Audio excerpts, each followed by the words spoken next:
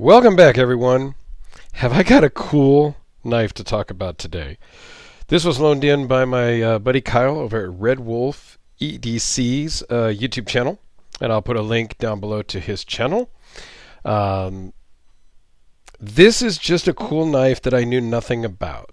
So that's a great thing about having a YouTube channel and having a lot of people loan things in is I get to find out about knives that, quite frankly, I've never heard of. So this is from a company called Something Obscene Company. And, I'm checking out their website. They've got a Facebook group and Instagram and all that. They send this card that kind of gives you some of the basics of the knife. And it comes in a cool zippered pouch with the logo on it and all that good stuff. Felix is the owner over there and makes some very cool knives. This is the J-Cape, J-Cape they call it.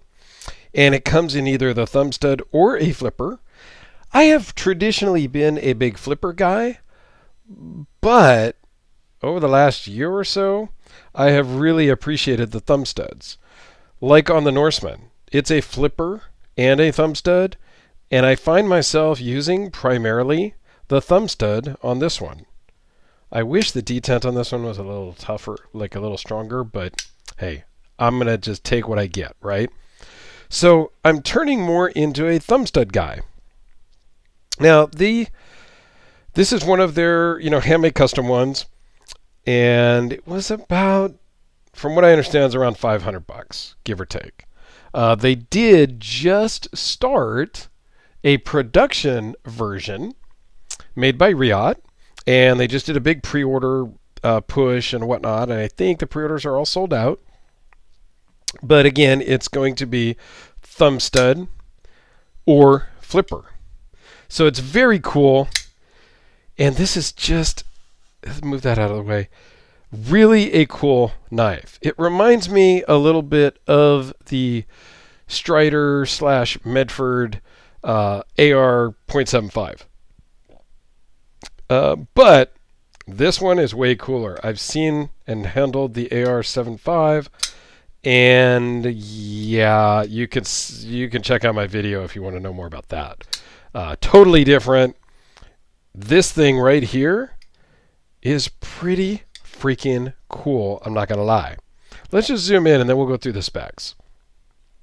So this is titanium, frame lock, thumb stud, all titanium hardware, titanium backspacer, titanium pocket clip, and this is kind of his signature thing, is the lightning bolt pocket clip and the fist logo, which is both very cool. The lightning pocket clip, you're either going to love it or hate it. I don't think it is as polarizing or as whatnot as the skull clip on the Chavez, but some people may not like this. I think it's cool. I think it carries well in the pocket. There's gold anodized here with the backspacer and the hardware on this particular model. Don't necessarily love the gold myself, but that's okay. Very nice finish on the blade. Belt satin, hollow grind, and a flat grind at the tip. I mean, just really, really nicely done. Yeah. Great purchase for your thumb there with the jimping. Feels great. It's not moving because the jimping is not too sharp, but it's not too dull, right? The fist logo on both sides, might be a little excessive. And it does have the blade steel down there on the edge. So, all in all, I pulled this out of the box when I got it, and the first time I opened it, I was impressed. And I have been more impressed the longer I have handled this. So let's dive into the specs. It's 4 5/16 closed. So it's not overly huge, but it's not small either. It's a perfect mid-size knife. 8 inches overall with a 3.34 blade length, 3.24 cutting edge out of CPM 20CV, as we saw stamped on the backside. Blade thickness is 0.157. Overall thickness is 0.535 minus the lightning bolt. Weighs in at just 4.9 ounces and runs on ceramic bearings. Now let me grab a light and we can show you inside why it is as light as it is. Huge, huge milling pockets on the inside of both scales. More so on the show side, of course. You got the lock bar you got to work with and all that, but so the lock bar itself has milling scales on it, milling pockets, and there's some milling pockets up on the top side past the lock bar. I mean, just really well done, for sure. I mean, and the action, the detent is just about perfect. I wish that the detent was this strong on my Norseman. That's one of the things, I'm going back and forth. I just got the Norseman in on a trade. And I'm still trying to decide, is it something I'm going to keep or not? And that light detent is kind of leaning me towards not keeping it long term. But we'll see. This just fires like almost like it's assisted. I don't know.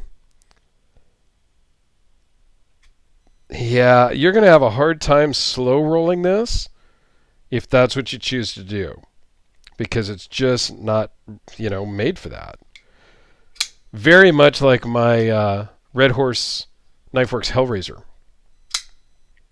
That one just fires like it's an automatic, even though it's not, and I have trouble slow rolling that one, much like this one. Lanyard hole is great. I mean, the fit and finish, there's nothing sharp or uncomfortable in the whole knife, other than the blade, of course, is going to be uncomfortable. You can choke up on it because it got a fairly good forward choil. I'm not going to call it a finger choil because depending on the size of your fingers, it might be a little tight. Full purchase hand. I mean, this is a great size knife. And it feels really good in the hand. The pocket clip, over time, you might feel it, but it's not really a hot spot, I wouldn't call it. So all in all, I am really digging this. And their production ones were like $375. I mean, I kind of wish I had known about them beforehand. So let's do a couple of quick size comparisons. With the Sharpie, the Delica, the Quiet Carry Waypoint. Since I pulled the Norseman out, let's just show you what that is all together. And we talked about the Hellraiser. So there you go.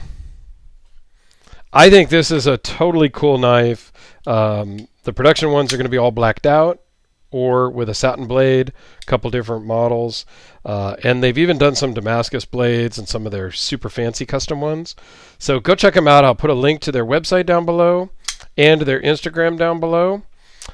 So there you have it. Thanks a lot, guys. I greatly appreciate it. And let me know what you think of this. I think it's really a cool knife. So glad I got to check it out. Thanks, Kyle. And we'll talk to you guys tomorrow. Have a great day.